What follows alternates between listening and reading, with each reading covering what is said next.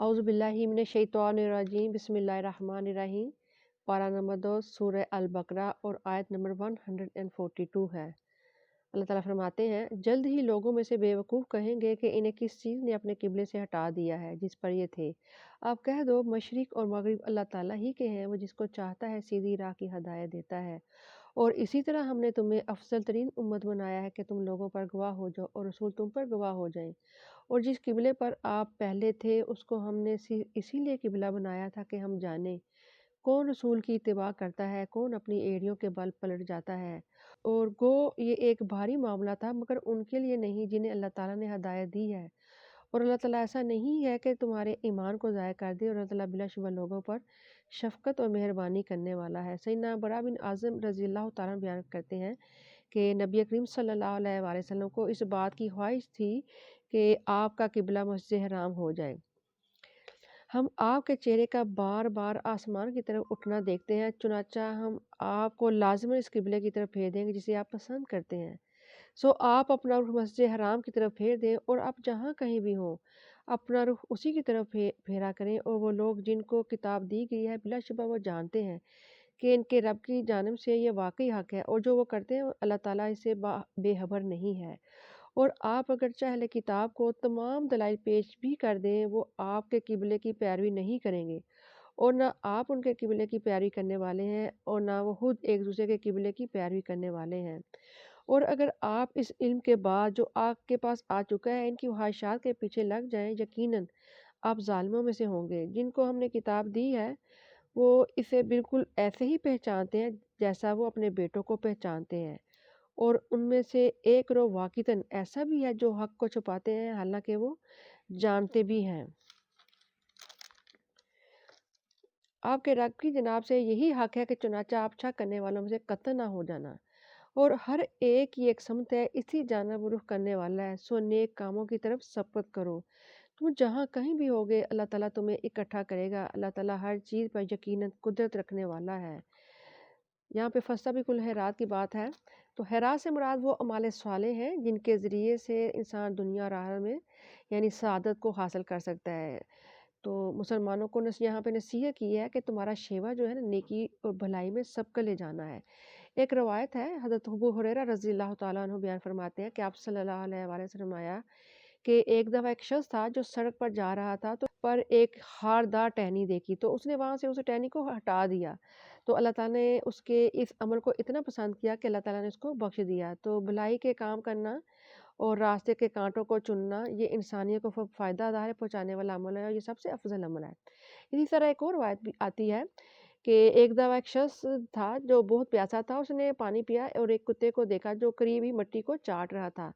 तो वो शख्स कुएं में उतरा और मोज़े से में पानी भर कर लाया, उसने कुत्ते को पिलाया, तो अल्लाह ताला ने उसको बख्श दिया। तो इंसान वो है जो नफ़ा पहुँचाने वाला है। तो यही फस्ताबिकुल खैरात है। और आप जहाँ से भी निकला करें अपना चेहरा मस्जिद हराम की जानिब फेरा करें। आपके रब की जनाब से यकीनन यही हक़ है, और जो भी तुम कर रहे हो अल्लाह ताला उसे बेखबर नहीं है। और जहाँ से भी आप निकलें अपना चेहरा मस्जिद हराम की जानिब ही फेरें, और जहाँ भी तुम हो अपना रुख उसी की जानिब किया करो, ताकि लोगों के लिए तुम्हारे खिलाफ कोई हुज्जत बाकी ना रहे। मगर उनमें से जिन लोगों ने जुल्म किया, चुनाचा तुम उनसे मत डरो और मुझी से डरो, और ताकि मैं अपनी नेमतों पर पूरी कर दूं, और ताकि तुम हदायत पाओ। जैसा कि हमने तुम्हारे दरमियान तुम ही में से एक रसूल भेजा है जो तुम पर हमारी आयतें तिलावत करता है और तुम्हें पाक करता है, तुम्हें किताब व हिकमत की तालीम देता है, और तुम्हें वो कुछ सिखाता है जो तुम नहीं जानते थे। लिहाजा तुम मुझे याद रखो, मैं तुम्हें याद रखूंगा, और मेरा शुक्र अदा करो और मेरी नाशुक्री मत करो। अल्लाह ताला ने शुक्र के हवाले से बयान फरमाया कि हज़रत अबू मूसा अशरी रज़ी अल्लाह तआला से रवायत को बयान करते हैं, आप सल्लल्लाहु अलैहि वसल्लम ने फरमाया कि उस शख्स की मिसाल जो अपने रब को याद करता है, उसकी मिसाल और जो अपने रब को याद नहीं करता, ज़िंदा और मुर्दा जैसी है। यानी जो अल्लाह का ज़िक्र करता है वो ज़िंदा है, और जो अल्लाह का ज़िक्र नहीं करता उसकी मिसाल क्या है, वो मुर्दा है। एक और रवायत आती है, अबू हुरैरा रज़ी अल्लाह तआला बयान करते हैं कि आप सल्लल्लाहु अलैहि वसल्लम ने फरमाया कि अल्लाह ताला फरमाते हैं कि मैं अपने बंदे के गुमान के साथ होता हूँ। जब भी वो मुझे पुकारता है तो मैं उसके साथ होता हूँ, और जब भी वो दिल में मुझे याद करता है मैं भी उसको दिल में याद करता हूँ। जब वो मजलिस में मुझे याद करता है तो मैं उससे बेहतर मजलिस में यानी फरिश्तों की मजलिस में اس کو یاد کرتا ہوں۔ جب وہ میرے ایک بالشت قریب ہوتا ہے تو میں اس کے ایک ہاتھ قریب ہو جاتا ہوں۔ جب وہ میرے ایک ہاتھ قریب ہوتا ہے تو میں اس کے 2 ہاتھ قریب ہو جاتا ہوں۔ جب وہ میری طرف چلتا ہوا آتا ہے تو میں اس کی طرف دوڑتا ہوا چلا آتا ہوں۔ تو یہ اللہ کو یاد کرنے کی کتنی فضیلت ہے۔ تو ذکر، شکر اور صبر یہ جنت کے 3 زینے بھی ہیں۔ اللہ تعالیٰ فرماتے ہیں، آیت نمبر 153 ہے سورہ البقرہ کی اور پارہ نمبر 2 ہے، اے ایمان والو صبر اور نماز کے ساتھ مدد مانگو، اللہ تعالیٰ یقیناً صبر کرنے والوں کے ساتھ ہے۔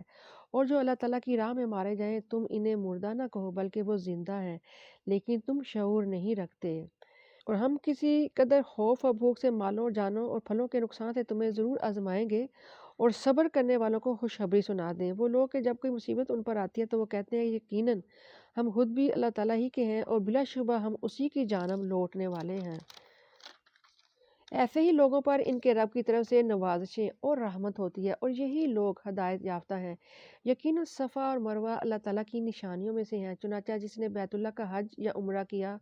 تو ان دونوں کا طواف کرنے میں اس پر کوئی حرج نہیں، اور جو شوق سے کوئی نیکی کرتا ہے یقیناً اللہ تعالیٰ اس کا قدردان ہے، خوب جاننے والا ہے۔ جو ہماری نازل کردہ کھلی نشانیوں اور ہدایت کو چھپاتے ہیں باوجود یہ کہ ہم اسے کتاب میں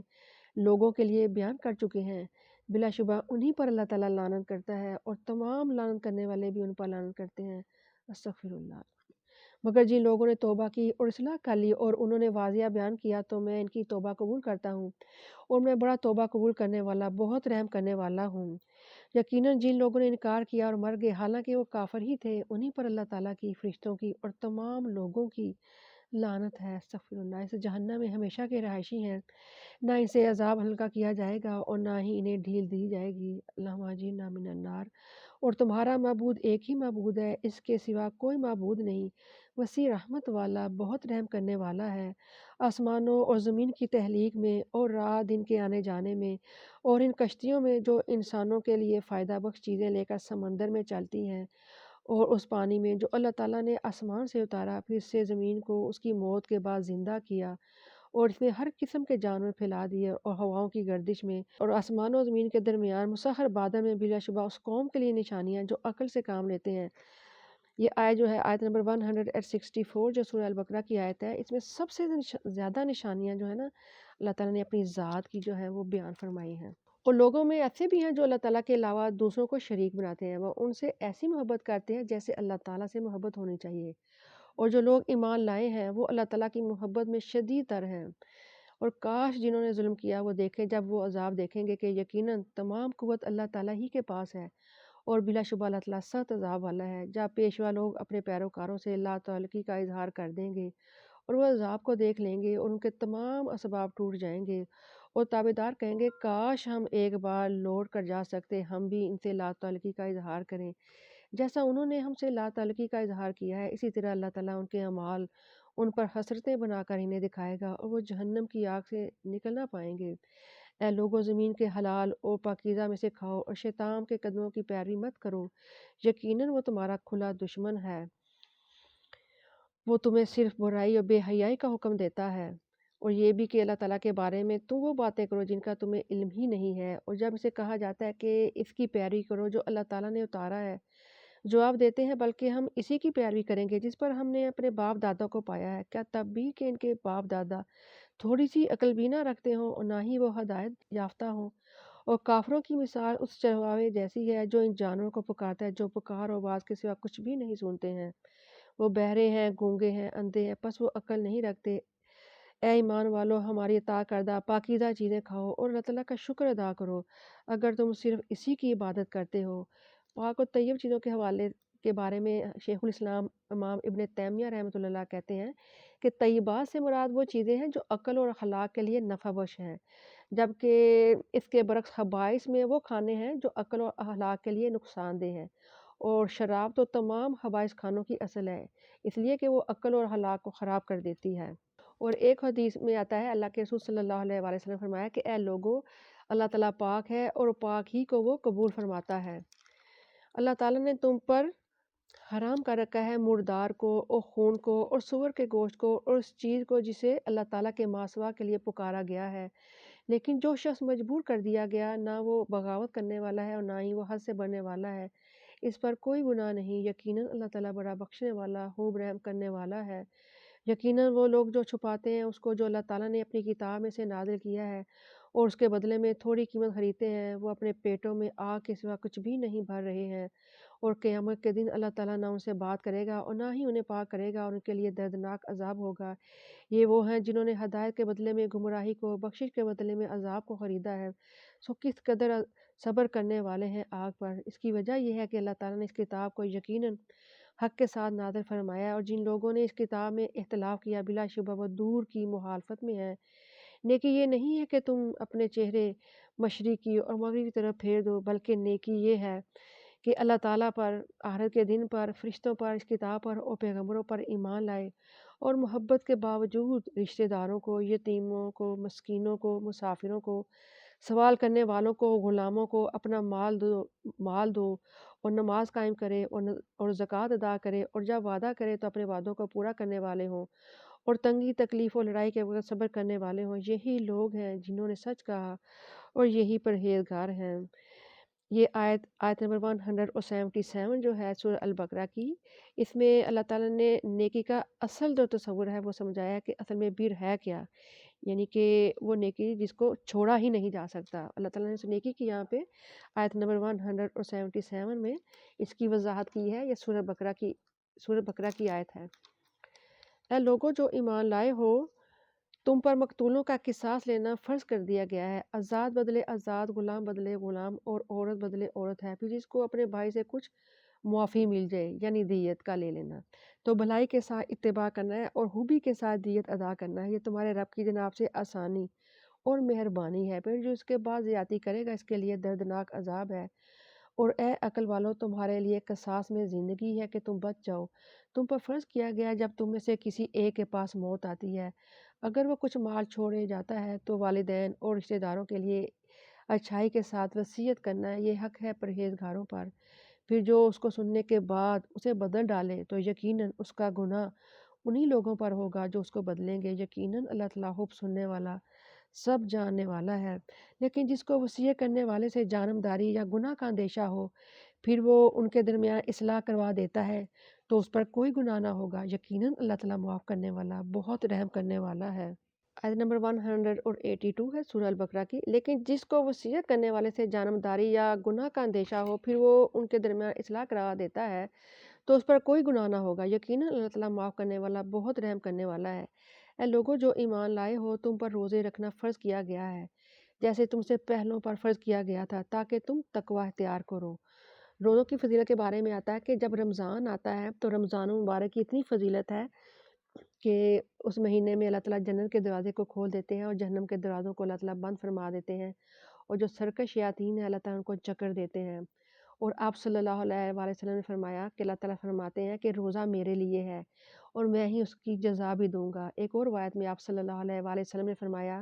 کہ جنت کا ایک دروازہ ہے جس کا نام ہے باب ریان، اور جس میں سے صرف روزہ دار ہی گزریں گے،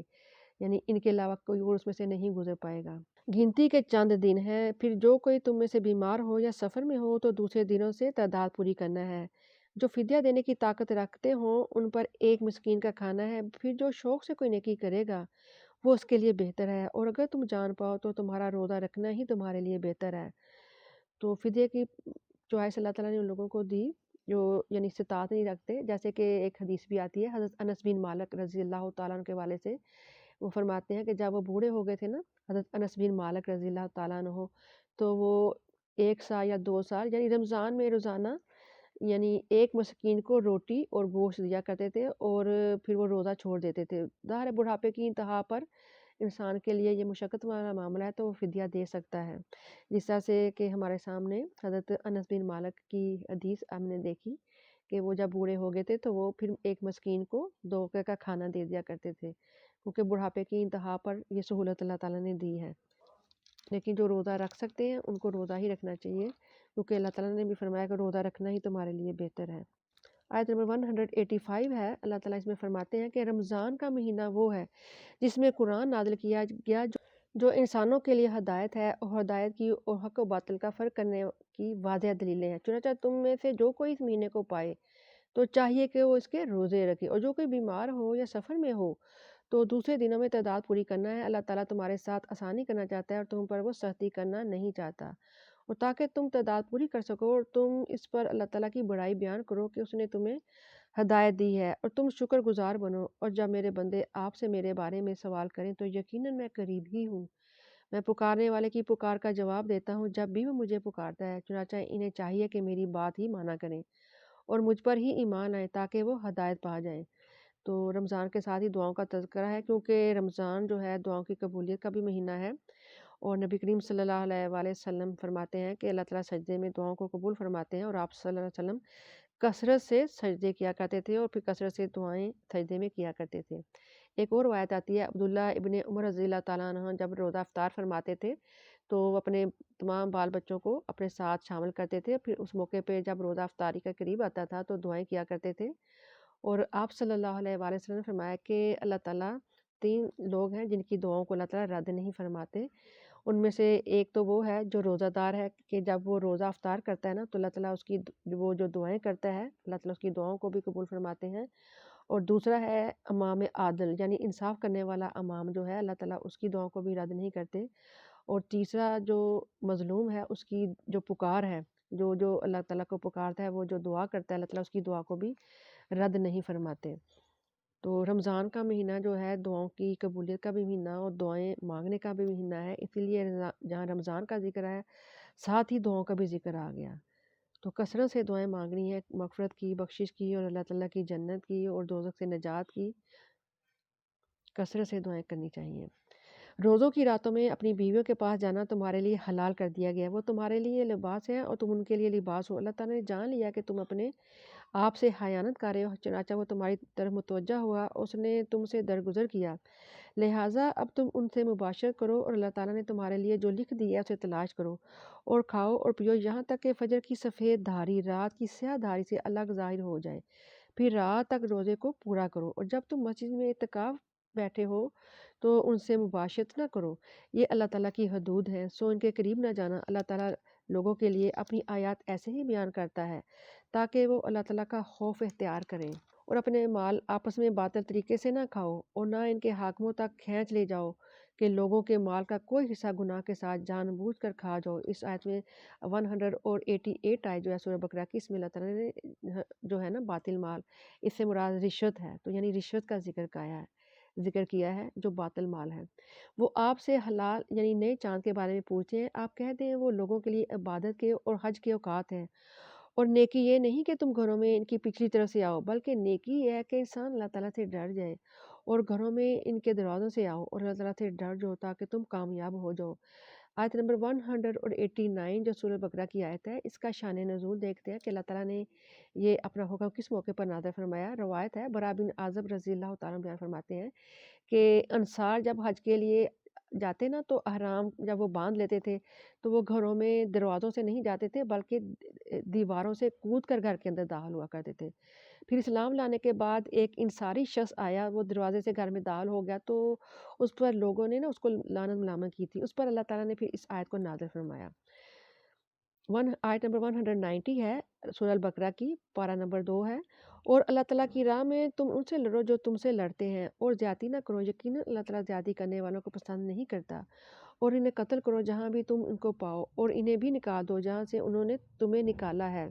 اور فتنہ قتل سے بھی زیادہ سخت ہے، اور تم مسجد حرام کے پاس ان سے نہ لڑو یہاں تک کہ وہ اس میں تم سے لڑیں، پھر اگر وہ تم سے جنگ کریں تو تم بھی انہیں قتل کرو، کافروں کی ایسی ہی سزا ہے، پھر اگر وہ باز آ جائیں تو یقیناً اللہ تعالیٰ بخشنے والا بہت رحم کرنے والا ہے، اور ان سے جنگ کرو یہاں تک کہ فتنہ باقی نہ رہے اور دین اللہ تعالیٰ کے لیے ہو جائے، پھر اگر وہ باز آ جائیں تو ظالموں کے سوا کسی پر زیادتی نہ ہوگی۔ حرمت والا مہینہ حرمت والے مہینے کا بدلہ ہے اور تمام حرمتوں کا قصاص ہے، چنانچہ جو تم پر زیادتی کرتا ہے تو تم بھی اس پر زیادتی کرو جیسا کہ اس نے تم پر زیادتی کی ہے۔ اللہ تعالیٰ سے ڈرو اور جان رکھو کہ اللہ تعالیٰ پرہیزگاروں کے ساتھ ہے، اور اللہ تعالیٰ کی راہ میں خرچ کرو اور اپنے ہاتھوں ہلاکت میں نہ پڑو، اور احسان کرو اور اللہ تعالیٰ بلا شبہ احسان کرنے والوں کو پسند فرماتا ہے۔ اور حج اور عمرہ اللہ تعالیٰ کے لیے پورا کرو۔ پھر اگر تمہیں روک دیا جائے تو قربانی کا جو بھی جانور میسر ہو ذبح کر دو، اور اپنے سر کو نہ منڈواؤ جب تک قربانی اپنے مقام تک نہ پہنچ جائے۔ پھر تم میں سے جو کوئی بیمار ہو یا اس کے سر میں تکلیف ہو تو روزے یا صدقے یا قربانی کا فدیہ ہے۔ پھر جب تم امن میں ہو جاؤ تو جو کوئی حج تک عمرے کے ساتھ فائدہ اٹھائے تو قربانی میں سے جو میسر ہو ذبح کرے گا۔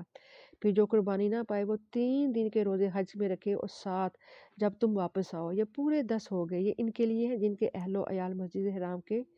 قریب رہائشی نہ ہو۔ اور اللہ تعالیٰ سے ڈر جاؤ اور جان رکھو بلا شبہ اللہ تعالیٰ سخت عذاب دینے والا ہے۔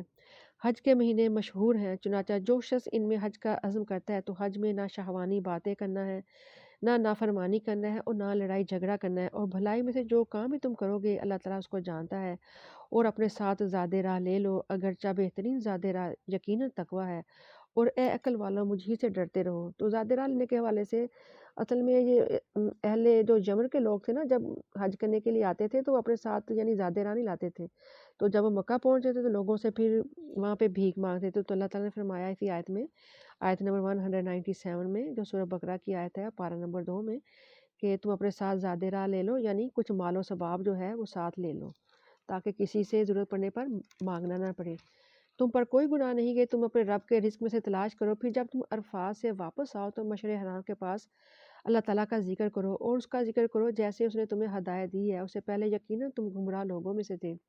پھر تم وہیں سے واپس آؤ جہاں سے لوگ واپس آتے ہیں، اور اللہ تعالیٰ سے معافی مانگو، یقیناً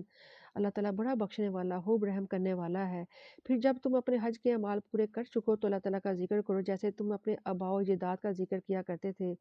یا اس سے بھی زیادہ ذکر۔ لوگوں میں سے کوئی کہتا ہے ہمارے رب ہمیں دنیا ہی میں دے اور اس کے لیے آخرت میں کوئی حصہ نہیں ہے۔ یہ دعا ہے بہت پیاری، ربنا آتنا فی الدنیا حسنۃ وفی الآخرۃ حسنۃ وقنا عذاب النار۔ نبی کریم صلی اللہ علیہ وآلہ وسلم کو اس دعا کو بہت کثرت سے کہتے تھے، یعنی رکن یمانی میں حجر اسود کے پاس جب آپ صلی اللہ علیہ وسلم تشریف لاتے تو آپ صلی اللہ علیہ وسلم یہی دعا فرمایا کرتے تھے۔ اور ایک دفعہ ایک مریض تھا کوئی جو سوکھ کر کانٹا ہو گیا، تو نبی کریم صلی اللہ علیہ وآلہ وسلم نے اسے یہی دعا یعنی ربنا آتنا فی الدنیا حسنۃ وفی الآخرۃ حسنۃ وقنا عذاب النار اس کو پڑھنے کی تلقین کی، تو اسے جب اس دعا کو پڑھا تو وہ پھر ٹھیک ہو گیا تھا۔ اس میں دنیا کی بھی بھلائیاں انسان اللہ تعالیٰ سے مانگتا ہے اور آخرت کی بھلائیاں بھی۔ یہ وہ لوگ ہیں جن کے لیے اس میں سے حصہ ہوگا جو انہوں نے کمایا ہے، اور اللہ تعالیٰ جلد حساب لینے والا ہے۔ اللہم حاسبنا حسابا یسیرا۔ اور چند دنوں میں اللہ تعالیٰ کو خوب یاد کرو۔ پھر جو شخص 2 دن میں جلدی کرتا ہے تو اس پر کوئی گناہ نہیں، اور جو تاخیر کرتا ہے اس پر کوئی گناہ نہیں ہے، اس کے لیے جو متقی ہے۔ اور اللہ تعالیٰ سے ڈرتے رہو اور جان لو کہ یقیناً تم اس کی طرف جمع کیے جاؤ گے۔ اور لوگوں میں سے کسی کی بات دنیا کی زندگی میں آپ کو پسند آتی ہے، اور جو اس کے دل میں ہوتا ہے اس پر وہ اللہ تعالیٰ کو گواہ بناتا ہے، حالانکہ وہ سخت جھگڑالو ہے، اور جب وہ لوٹ کر جاتا ہے تو زمین میں فساد پھیلانے کی کوشش کرتا ہے۔ یہ سب منافقین کی نشانیاں ہیں، اور کھیتوں و نسلوں کو برباد کرتا ہے، اور اللہ تعالیٰ فساد کو پسند نہیں کرتا۔ اور جب اسے کہا جاتا ہے کہ اللہ تعالیٰ سے ڈر جاؤ تو تکبر اسے گناہ پر ابھارتا ہے، چنانچہ اس کے لیے جہنم کافی ہے، وہ بہت ہی برا ٹھکانہ ہے۔ اور لوگوں میں سے وہ شخص ہے جو اللہ تعالیٰ کی رضا کی تلاش میں اپنی جان تک بیچ دیتا ہے، اور اللہ تعالیٰ بندوں پر بڑا شفقت کرنے والا ہے۔ یہ آیت مولانا حضرت صہیب رومی رضی اللہ تعالیٰ کی شان میں اللہ تعالیٰ نے نازل فرمائی جب وہ مکہ سے ہجرت کر کے ابھی مدینہ نہیں پہنچے تھے، تو ابھی وہ راستے میں تھے، اور آپ صلی اللہ علیہ وآلہ وسلم حضرت صہیب رضی اللہ تعالیٰ عنہ کا استقبال کرنے کے لیے یعنی کھڑے تھے، تو آپ صلی اللہ علیہ وآلہ وسلم نے حضرت صہیب کو مبارکباد دی، کیونکہ حضرت صہیب کو جو مشرکین مکہ تھے انہوں نے کہا تھا کہ آپ نے ہر چیز جو کاروبار یہاں پہ کیا ہے، جو مال و دولت یہاں پہ کمائی ہے، یہ چھوڑ کے آپ کو یہاں سے جانا ہوگا۔ تو حضرت صہیب جو تھے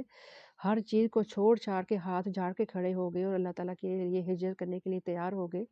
ابھی راستے میں تھے، یعنی مکہ سے مدینہ نہیں پہنچے تھے، تو اللہ تعالیٰ نے ان کی شان میں یہ آیت نازل فرمائی جو قیامت تک پڑھی جائے گی، جو اللہ تعالیٰ کے لیے سب کچھ چھوڑنے کو تیار ہو جاتے ہیں، جو اللہ تعالیٰ کی مشقت اٹھاتے ہیں۔ آیت نمبر 208 ہے سورہ البقرہ کی، پارہ نمبر 2 ہے۔ اے وہ لوگوں جو ایمان لائے ہو، اسلام میں پورے کے پورے داخل ہو جاؤ اور شیطان کے قدموں کی پیروی نہ کرو، یقیناً وہ تمہارا کھلا دشمن ہے۔ اپنے پاس اگر روشن نشانیاں آنے کے بعد بھی تم پھسل گئے تو جان رکھو کہ یقیناً اللہ تعالیٰ بڑا زبردست ہے، خوب حکمت والا ہے۔ کیا وہ اسی کا انتظار کر رہے ہیں، یعنی قیامت کا، کہ اللہ تعالیٰ اور فرشتے ان کے پاس بادلوں کے سائے بانوں میں آئیں اور معاملہ چکا دیا جائے، اور اللہ تعالیٰ ہی کی طرف سارے معاملات لوٹائے جاتے ہیں۔ بنی اسرائیل سے پوچھو ہم نے انہیں کتنی ہی نشانیاں دیں، اور جو اللہ تعالیٰ کی نعمت کو اپنے پاس آنے کے بعد بدل دیتا ہے تو یقیناً اللہ تعالیٰ سخت سزا دینے والا ہے۔ یعنی آخرت کی سزا کا ذکر ہے۔ دنیا کی زندگی کو ان کے لیے خوشنما بنا دیا گیا جنہوں نے انکار کیا ہے، اور وہ ان کا مذاق اڑاتے ہیں جو ایمان لائے ہیں، حالانکہ جو اللہ تعالیٰ سے ڈرتے ہیں قیامت کے روز ان سے بلند ہوں گے، اور اللہ تعالیٰ جس کو چاہتا ہے بے حساب رزق دیتا ہے۔ لوگ ایک ہی امت ہے، چنانچہ اللہ تعالیٰ نے انبیاء کو خوشخبری دینے والا اور ڈرانے والا بنا کر بھیجا ہے، اور ان کے ساتھ کتاب حق کو نازل کیا تاکہ وہ لوگوں کے درمیان ان کا فیصلہ کر دیں جس میں انہوں نے اختلاف کیا، اور اس میں اختلاف انہی لوگوں نے کیا جنہیں کتاب دی گئی تھی، اور دلائل آ جانے کے باوجود صرف آپس کی دشمنی اور اناد کی وجہ سے اختلاف کیا۔ چنانچہ اللہ تعالیٰ نے اپنے اذن سے ایمان والوں کو حق کی ہدایت دی جس میں انہوں نے اختلاف کیا تھا، اور اللہ تعالیٰ جس کو چاہتا ہے سیدھی راہ کی ہدایت دیتا ہے۔ یہ دن الصراط المستقیم اللہم الہمنی رشدی و اعذنی من شر نفسی۔ کیا تم نے گمان کر رکھا ہے کہ تم جنت میں داخل ہو جاؤ گے، حالانکہ ابھی تم پر وہ حالات ہی نہیں گزرے جو تم سے پہلے گزر چکے ہیں؟ ان کو سختیاں اور مصیبتیں پہنچی، اور یہاں تک کہ جھنجھوڑے گئے۔ رسول بھی اور اس کے ساتھ ایمان والے بھی پکار اٹھے کہ اللہ تعالیٰ کی مدد کب آئے گی؟ یاد رکھو یقیناً اللہ تعالیٰ کی مدد قریب ہی ہے۔ وہ آپ سے پوچھتے ہیں کہ کیا خرچ کریں؟ آپ کہہ دو کہ جو مال تم خرچ کرو وہ والدین اور رشتہ داروں اور یتیموں اور مسکینوں اور مسافروں پر خرچ کرو، اور جو بھلائی تم کرتے ہو یقیناً اللہ تعالیٰ اس کو جاننے والا ہے۔ تم پر قتال فرض کر دیا گیا ہے حالانکہ وہ تمہارے لیے ناپسندیدہ ہے، اور ہو سکتا ہے کہ تم کوئی چیز ناپسند کرو اور تمہارے لیے بہتر ہو، اور ہو سکتا ہے کہ تم کوئی چیز پسند کرو حالانکہ وہ تمہارے لیے بدتر ہو، اور اللہ تعالیٰ جانتا ہے تم نہیں جانتے ہو۔ وہ آپ سے حرمت والے مہینے کے بارے میں سوال کرتے ہیں کہ اس میں قتال کرنا کیسا ہے؟ آپ کہہ دیں کہ اگرچہ اس میں قتال کرنا کبیرہ گناہ ہے، تاہم اللہ تعالیٰ کی راہ سے روکنا اور اس کا انکار کرنا، اور مسجد حرام سے روکنا اور اس کے رہنے والوں کو وہاں سے نکالنا اللہ تعالیٰ کے نزدیک اس سے بھی کبیرہ گناہ ہے، اور فتنہ قتل سے بھی زیادہ بڑا گناہ ہے، اور وہ ہمیشہ تم سے قتال کرتے رہیں گے حتیٰ کہ اگر وہ استطاعت پائیں تو تمہیں تمہارے دین ہی سے موڑ دیں، اور تم میں سے جو بھی اپنے دین سے لوٹ جائے گا اور وہ مر جائے گا اسی حال میں کہ وہ کافر ہی تھا، انہی کے مال دنیا اور آخرت میں ضائع ہو گئے، اور یہی لوگ جہنمی ہیں اور اس میں ہمیشہ ہی رہنے والے ہیں۔ حضرت ابو ہریرہ رضی اللہ تعالیٰ عنہ بیان فرماتے ہیں کہ جو شخص اس حال میں مر جائے کہ اس نے نہ تو جہاد کیا اور نہ اس کے دل میں کبھی جہاد کا خیال ہی آیا، تو وہ نفاق کی ایک حالت پر مرا۔ اور ایک اور روایت آتی ہے، عبداللہ ابن عباس رضی اللہ تعالیٰ بیان کرتے ہیں کہ نبی کریم صلی اللہ علیہ وآلہ وسلم نے فرمایا کہ جو شخص اپنا دین بدل ڈالے اسے قتل کر دو۔ جو لوگ ایمان لائے ہیں اور جنہوں نے ہجرت کی اور اللہ تعالیٰ کی راہ میں جہاد کیا یقیناً وہی اللہ تعالیٰ سے رحمت کی امید رکھتے ہیں، اور اللہ تعالیٰ خوب بخشنے والا بڑا رحم کرنے والا ہے۔ وہ آپ سے شراب اور جوئے کے بارے میں پوچھتے ہیں، آپ کہہ دیں کہ ان دونوں میں بڑا گناہ ہے، اگرچہ لوگوں کے لیے کچھ فائدے بھی ہیں، اور ان دونوں کا گناہ ان کے فائدے سے بہت زیادہ ہے۔ اور وہ آپ سے پوچھتے ہیں کہ کیا خرچ کریں؟ آپ کہہ دیں کہ ضرورت سے زائد۔ اللہ تعالیٰ اسی طرح تمہارے لیے احکام بیان کرتا ہے تاکہ تم غور و فکر کرو۔ یہ والی آیت نمبر 209 جو ہے، جو اللہ تعالیٰ نے شراب کی حرمت کے بارے میں بیان کی ہے، یہ سب سے پہلا حکم تھا، یعنی کہ جو شراب کی حرمت کے بارے میں اللہ تعالیٰ نے نازل فرمایا دنیا اور آخرت کے معاملات میں، اور وہ آپ سے یتیموں کے بارے میں سوال کرتے ہیں۔ آپ کہہ دو کہ ان کی اصلاح کرنا بھلائی کا کام ہے، اور اگر تم ان کے ساتھ بہت مال شامل کر دو تو وہ تمہارے بھائی ہیں، اور اللہ تعالیٰ خرابی پیدا کرنے والوں کو اصلاح کرنے والے سے خوب جانتا ہے، اور اگر اللہ تعالیٰ چاہتا تو تمہیں مشکل میں ڈال دیتا ہے۔ یقیناً اللہ تعالیٰ بڑا غلبہ رکھنے والا خوب حکمت والا ہے۔ اور تم مشرک عورتوں سے نکاح نہ کرو جب تک کہ وہ ایمان نہ لائیں، اور مومن لونڈی ایک مشرک عورت سے بہتر ہے، اگرچہ مشرکہ تمہیں بھلی معلوم ہو، اور نہ ہی انہیں مشرک مردوں کے نکاح میں دو حتیٰ کہ وہ ایمان لیں، اور مومن غلام ہی مشرک مرد سے بہتر ہے اگرچہ مشرک تمہیں اچھا معلوم ہو۔ وہ لوگ دوزخ کی طرف بلاتے ہیں، اور اللہ تعالیٰ اپنے حکم سے جنت اور مغفرت کی طرف بلاتا ہے، اور وہ اپنے احکام لوگوں پر واضح کرتا ہے تاکہ وہ نصیحت حاصل کریں۔ اور وہ آپ سے حیض کے بارے میں سوال کرتے ہیں، آپ کہہ دو وہ گندگی ہے، چنانچہ حیض میں عورتوں سے الگ رہو، اور جب تک وہ پاک نہ ہو جائیں ان کے قریب نہ جاؤ، پھر جب وہ پاکیزہ ہو جائیں تو جہاں سے اللہ تعالیٰ نے تمہیں حکم دیا ہے ان کے پاس آؤ۔ اللہ تعالیٰ توبہ کرنے والوں اور پاک رہنے والوں کو واقعی پسند فرماتا ہے۔ حیض کے بارے میں حضرت عائشہ رضی اللہ تعالیٰ کی کچھ حدیث جو میں ضرور آپ کو بیان کرنا چاہوں گی کہ حالت حیض میں کیا کام ہے جو کیے جا سکتے ہیں۔ حضرت عائشہ رضی اللہ تعالیٰ عنہا بیان فرماتی ہیں کہ میں نبی کریم صلی اللہ علیہ وآلہ وسلم کے سر مبارک میں کنگھی کرتی تھی حالانکہ میں حائضہ ہوتی تھی، اور اسی طرح آپ صلی اللہ علیہ وسلم میری گود میں سر رکھ کر قرآن مجید کی تلاوت فرمایا کرتے تھے، حالانکہ میں حائضہ ہوتی تھی۔ حضرت عائشہ رضی اللہ تعالیٰ عنہ روایت بیان فرماتی ہیں کہ میں جب مشروب پیتی تھی خاص ایام میں، تو نبی کریم صلی اللہ علیہ وآلہ وسلم کو میں برتن دے دیتی تھی، تو آپ صلی اللہ علیہ وآلہ وسلم وہیں سے نوش فرما لیتے تھے جہاں سے یعنی میں پیتی تھی منہ لگا کے۔ اور حضرت عائشہ فرماتی ہیں کہ میں ہڈی سے جب گوشت کھاتی تھی نا، تو میں خاص ایام میں ہی ہوتی تھی، پھر میں یہ ہڈی نبی کریم صلی اللہ علیہ وآلہ وسلم کو دے دیتی تھی، آپ صلی اللہ علیہ وسلم وہیں سے گوشت کھاتے تھے جہاں سے میں کھاتی تھی۔ تو یعنی حیض والی عورت کا لعاب جو ہے اور جو پسینہ ہے ناپاک نہیں ہے، ناپاک صرف حیض ہی ہے۔ تو حیض کی حالت میں جو روزوں کا حکم ہے، اصل میں حضرت عائشہ بیان کرتی ہیں کہ نبی کریم صلی اللہ علیہ وسلم ہمیں حیض کے دنوں میں یعنی روزے کی قضا کرنے کا حکم دیا کرتے تھے، جبکہ نماز کی قضا کا حکم نہیں دیا کرتے تھے۔ تمہاری عورتیں تمہاری کھیتیاں ہیں، چنانچہ جیسے چاہو اپنی کھیتی میں اور اپنی ذات کے لیے عمل آگے بھیجو اور اللہ تعالیٰ سے ڈر جاؤ اور جان رکھو یقیناً تم سے ملاقات کرنے والے ہو، اور آپ ایمان والوں کو خوشخبری دے دیں اور اللہ تعالیٰ کو اپنی قسموں میں نشانہ نہ بناؤ کہ تم بھلائی نہ کرو گے اور پرہیزگاری نہ کرو گے اور لوگوں میں صلح نہ کراؤ گے،